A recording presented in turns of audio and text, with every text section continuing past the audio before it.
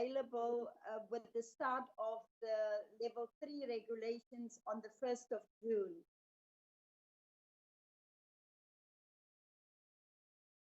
As it's been just over 2 months since the national lockdown started, and in order to contain and curb the spread of COVID-19 virus, as part of government's response to address the pandemic, various departments had various roles and mandates to fulfill to safely navigate our country through the difficult and trying times. In terms of the regulations, the Department of Public Works and Infrastructure's role is to identify and make quarantine sites available, and for the Department of Health to assesses and confirms a facility as a quarantine site to meet the health standard.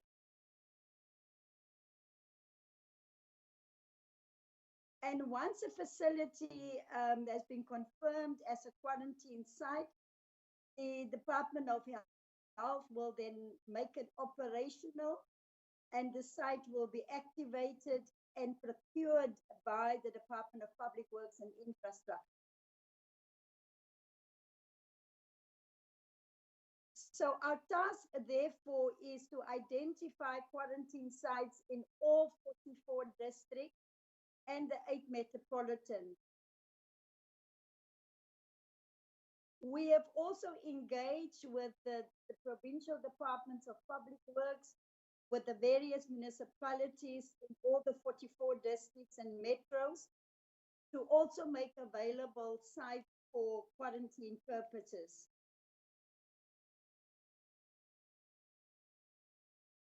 As level 3 starts on Monday, the 1st of June, we would like to update South Africa on the DPWI's state of readiness with quarantine sites, as the infection rate is expected to increase with millions of people returning to work on Monday.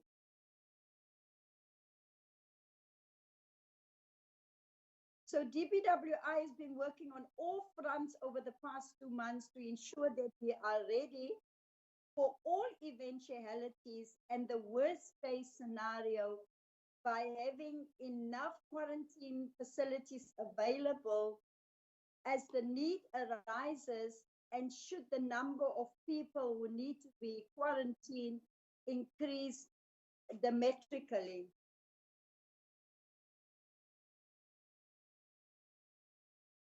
The Department of Public Works and Infrastructure has also approached the private sector, especially the hospitality industry, to make available some of their facilities for quarantine sites, since they didn't have any guests during the lockdown. And I want to thank the private sector for all the offers that they've made to government. We have so far identified 1,751 facilities, representing about 129,600 beds across the country. And of the 1,751 facilities, 642 are state-owned and 1,109 are private-owned. In the Western Cape, for example, which is currently the epicenter of COVID-19 in our country, there are 358 facilities that have been identified, representing 27,500 beds. Some of these facilities have been assessed by the Department of Health and confirmed as compliant.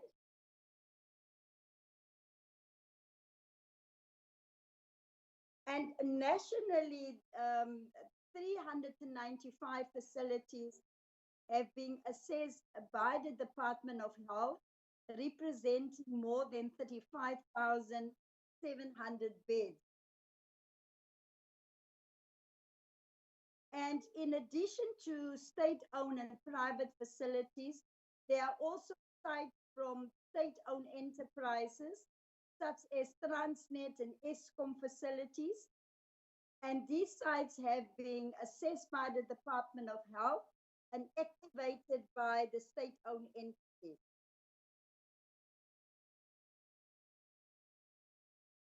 The public sector sites that have been activated and set up by government, these public sites are being managed and by government and also by the respective provincial government. Now, with these numbers, we can assure South Africans that the Department of Public Works and Infrastructure state of readiness, that we have enough quarantine facilities available as the need arises, an expected increase in infections and also more people being repatriated. So far, we have repatriated just over 10,000 South Africans from all over the world. And all of them, as they arrive in our country, they are put in a mandatory quarantine period for 14 days by the Department of Health. There's also some work underway by the Provincial Public Works Department in relation to field hospitals. In the Eastern Cape, 32 hospitals have been identified for refurbishment. In KwaZulu-Natal, 19 hospitals are being refurbished. In Mpumalanga, 10 sites have been identified for field hospitals, and the province is currently busy with technical assessments. In the Western Cape, the Convention Center has been completed as a field hospital site, and other sites have been identified and are being considered to be converted into field hospitals.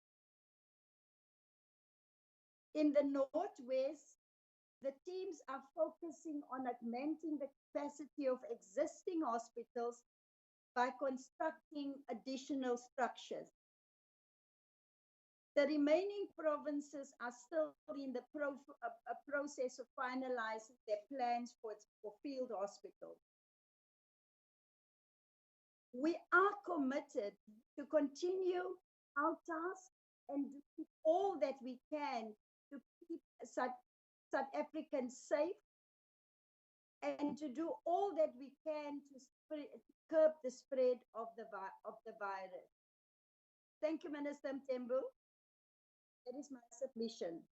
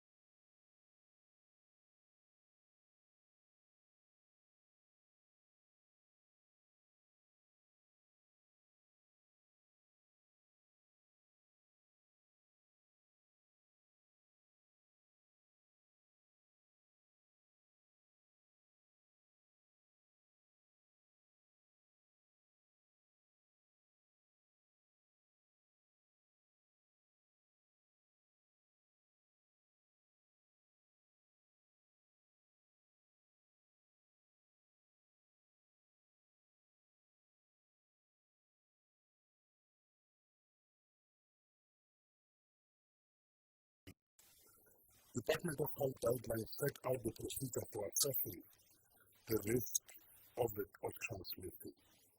The requirement that all persons must wear masks in the workplace and that each employee must be given free of charge at least 2 masks are retained. The requirement to wear masks at work has been removed after the feedback from the trade union.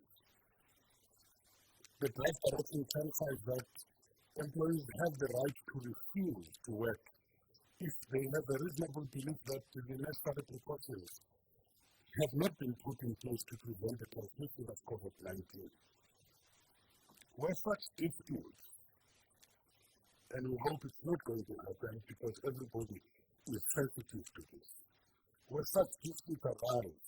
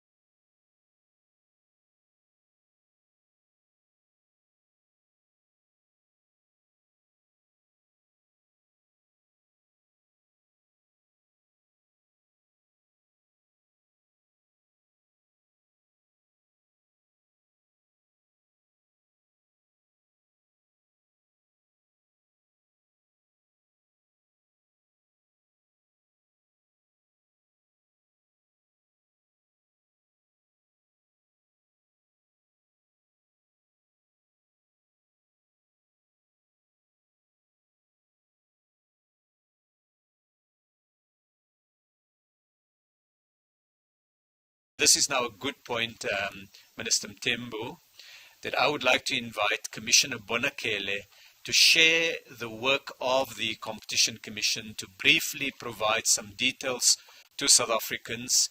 And there are a number of other people in the audience. We won't call them up today for logistical reasons, but they would be available if needs be to speak to members of them. I see you're nodding in concurrence, colleague, and I'm going to then invite Commissioner Bonakele to come up and briefly provide some details of the work, the excellent work that the Competition Commission is doing.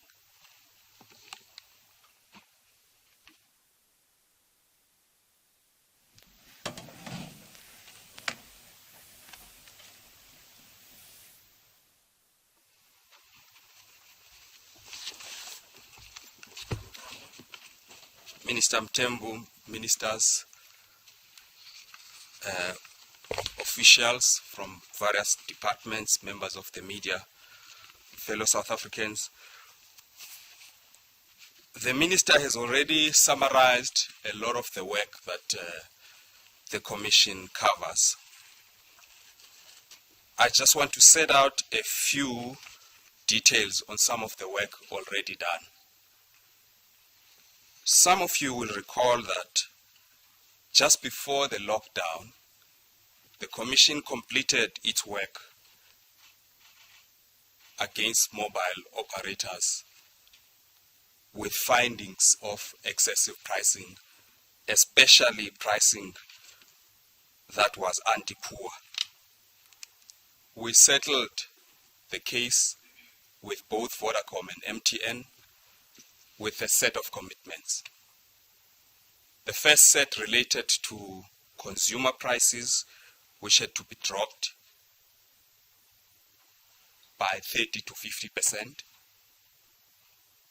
But the commitments also included zero rating, or in layman's terms,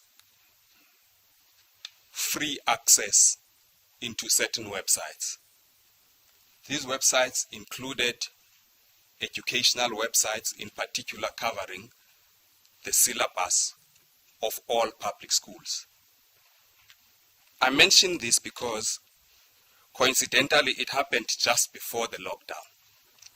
And little did we know then how important this intervention was going to be in times like this. Of course, the challenge now is to make sure that we monitor compliance with those commitments, which are an order of the tribunal equivalent to a court order. So we expect that school syllabus and homeschooling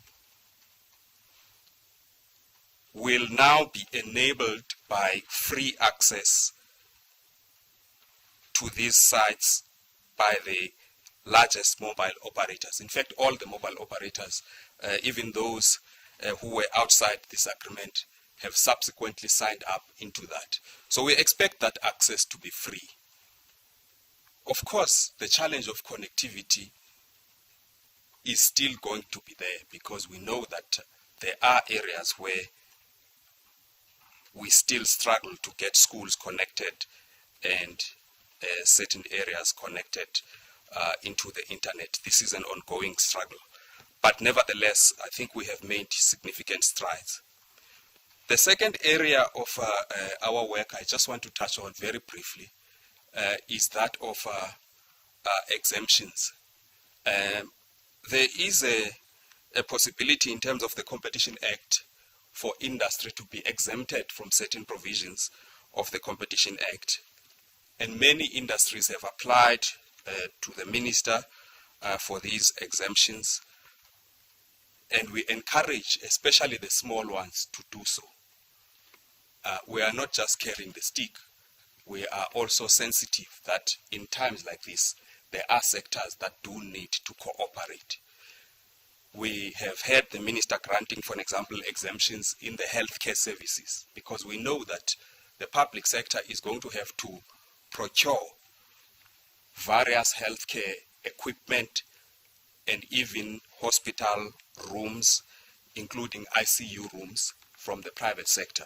So all of that is being facilitated by the work that we do in support of the minister.